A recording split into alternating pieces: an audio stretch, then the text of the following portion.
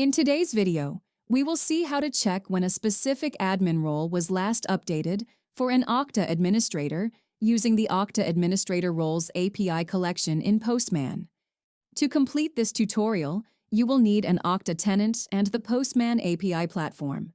It is recommended to try these steps in a test environment first. Let's get started. First, navigate to the Okta Postman collection page and click the Run in Postman button next to the Administrator Roles collection. This will open Postman and ask which workspace to import the collection to. Choose a workspace and click the Import button. After the import, the Administrator Roles API collection should appear in the left sidebar of the Postman app. Next, set up the environment by following the steps mentioned in the article in the description.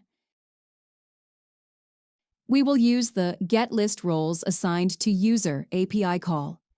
Prepare the Get List Roles Assigned to User API call by copying and pasting the user ID from the Okta admin console. Then, click Send. The response received will be a 200 OK, along with information about the role, created date, and last updated date. This way, you can check when a specific admin role was last updated for an Okta administrator. Thank you for watching. Check out our Okta support playlist for more. We encourage you to like and subscribe to stay up to date with our latest help resources.